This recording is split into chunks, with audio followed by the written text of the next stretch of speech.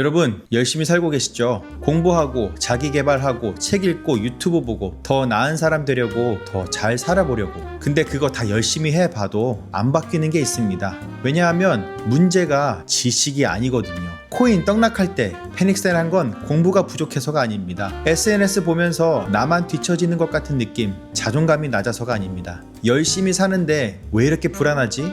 그게 의지력이 약해서가 아닙니다. 이건 수천 년째 반복되는 인간의 본성입니다. 그리고 그걸 이미 아주 오래전에 꿰뚫어 본 사람이 있었습니다. 오늘은 모건 하우절의 불변의 법칙, 그리고 그 이야기를 나눠보겠습니다. 지금 불행하다고 느끼는 분 계세요? 솔직히 물어볼게요. 그게 진짜 내 삶이 나빠서일까요? 아니면 남들 삶이 너무 잘 보여서일까요? 여기서 하우절은 팩트를 꺼냅니다. 1950년대 미국 사람들은 지금보다 훨씬 적게 벌었습니다. 집도 작았고 의료 혜택도 부족했습니다. 그런데 그들은 지금보다 더 만족스러웠습니다. 이유가 뭘까요?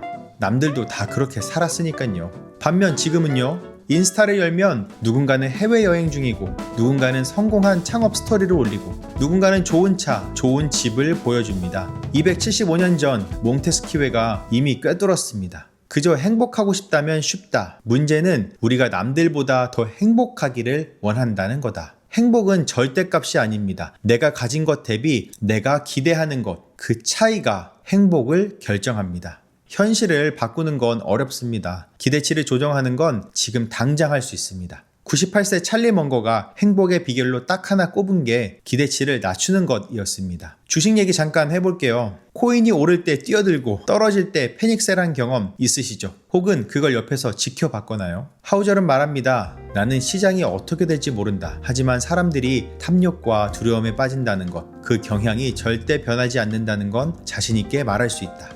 경제학자 하이먼 민스키의 말은 더 직접적입니다. 경제가 안정될수록 사람들은 빚을 내서 투자한다. 그러면 경제가 불안정해진다. 아이러니하게도 안정이 불안정을 만드는 거죠. 2021년 부동산, 코인 광풍 때 지금 안 사면 평생 못 산다던 분위기가 있었습니다. 그때가 가장 위험한 순간이었습니다. 사람들이 가장 안전하다고 느낄 때, 그때가 제일 위험합니다. 이건 2021년의 얘기만이 아닙니다. 100년 전에도, 200년 전에도 똑같이 반복됐습니다. 그리고 앞으로도 반복될 겁니다. 요즘은 빠른 성공, 빠른 수익, 빠른 성장, 이게 미덕처럼 느껴지는 시대인 것 같아요. 근데 하우절이 숲을 비유로 이야기를 건넵니다. 큰 나무 그늘 아래서 천천히 자란 나무는 밀도가 높고 단단합니다. 반면 탁 트인 곳에서 빠르게 자란 나무는 무르고 병에 취약합니다. 글래스고 대학교 연구에서 물고기도 똑같았습니다. 빠르게 자란 물고기는 평균보다 15% 일찍 죽었고, 느리게 자란 물고기는 평균보다 30% 더 오래 살았습니다. 투자도 마찬가지입니다. 역사 속 투자 실패 사례의 90%가 너무 빨리 벌려고 했던 것 때문이었습니다. 책에서 하우절은 말하죠. 큰 수익을 내는 것보다 파산하지 않고 버티는 힘이 더 중요하다. 살아남아야 복리가 일어난다. 베트남 전쟁 포로였던 제임스 스톡데일 제독의 이야기입니다. 그는 무려 8년 동안이나 포로 수용소에서 고문을 당하며 갇혀있다가 종전이 된 후에야 겨우 석방되었습니다. 사람들이 그에게 물었습니다. 누가 가장 못 버텼습니까? 낙관주의자들이요. 크리스마스엔 나갈 거야 하던 사람들이 크리스마스가 지나면 무너졌습니다. 근데 본인은 어떻게 버텼습니까? 결국 나아질 거라는 믿음은 버리지 않았습니다. 하지만 크리스마스까지는 안 된다는 현실도 직시했습니다. 희망을 가지되 현실을 부정하지 않는 것, 이게 하우절이 말하는 합리적 낙관론입니다. 비관론자처럼 대비하고 낙관론자처럼 꿈꾸는 것, 이 둘이 공존할 때 살아남는다는 거죠. 오늘 이 책과 함께 나눈 말씀은 전도서 1장 9절의 말씀입니다. 이미 있던 것이 후에 다시 있겠고 이미 한 일을 후에 다시 할지라 해 아래에는 새 것이 없나니. 이 말씀은 지금으로부터 약 3000년 전 이스라엘의 솔로몬 왕이 기록한 것으로 전해집니다. 솔로몬은 당대 최고의 지혜자였고 최대의 부와 권력을 가졌으며 인간이 누릴 수 있는 모든 것을 경험한 인물이었습니다. 그런 그가 이 모든 걸 다 누려보고 나서 한 말이 이겁니다. 해 아래는 새 것이 없다.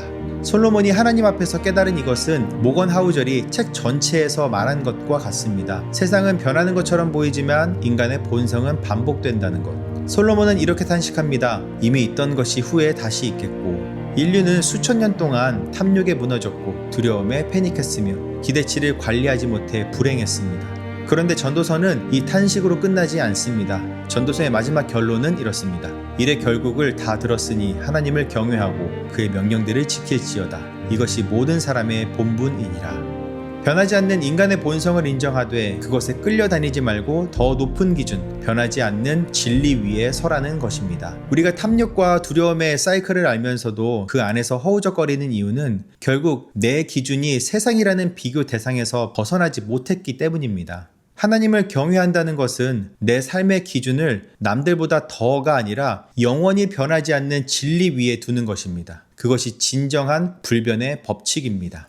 하우절이 말하는 불변의 법칙, 결국 하나로 압축됩니다. 인간은 반복한다. 그걸 아는 사람이 유리하다. 탐욕과 두려움의 사이클을 알면 군중을 따라가지 않을 수 있습니다. 기대치 게임을 알면 비교해서 조금 자유로워질 수 있습니다. 복리의 원리를 알면 조급함을 내려놓을 수 있습니다. 그리고 마지막으로 믿음 생활하고 계신 분들에게 드리고 싶은 말씀이 있습니다. 여러분 신앙이 있으면서도 불안하시죠? 기도하면서도 비교되시죠? 예배 드리면서도 조급하시죠? 그거 정상입니다. 그게 신앙이 부족해서가 아닙니다. 3000년 전 솔로몬도 하우절이 연구한 수백 년의 역사 속 인간들도 전부 똑같았습니다. 그러니까 누군가 믿음이 있으면 불안하면 안 되지 라고 하면 그 말 듣지 마세요. 그 사람도 불안합니다. 그냥 표현 안 하는 것 뿐입니다. 불안하고 비교되고 흔들리면서도 그 자리에서 계속 믿음 붙들고 있는 것, 그게 진짜 신앙입니다. 완벽하게 이겨낸 사람이 신앙인이 아니라 넘어지면서도 다시 일어나는 사람이 신앙인입니다. 여러분 지금 그 자리에서 버티고 있는 것만으로도 충분히 잘하고 계시는 겁니다. 여러분 변하지 않는 진리를 붙들고 합리적 낙관론자로 오늘도 살아가십시오. 그게 바른 신앙이고 세상을 이기는 바른 방법입니다. 오늘 이야기를 들으시면서 나도 이거 바꿔야겠다 싶은 게 있으셨나요? 기대치를 낮춰야겠다. 남과 비교하는 습관을 줄여야겠다. 조급함을 내려놓아야겠다. 어떤 것이든 좋습니다. 댓글로 한 줄 남겨주세요. 여러분의 작은 고백이 같은 고민을 하는 누군가에게는 살아가는 데 큰 힘이 될 수 있습니다. 다음 주에도 시대의 변화 속에서 영원한 진리를 새롭게 발견하는 이야기로 찾아뵙겠습니다. 여러분의 일상이 깨달음으로 가득하기를 바랍니다.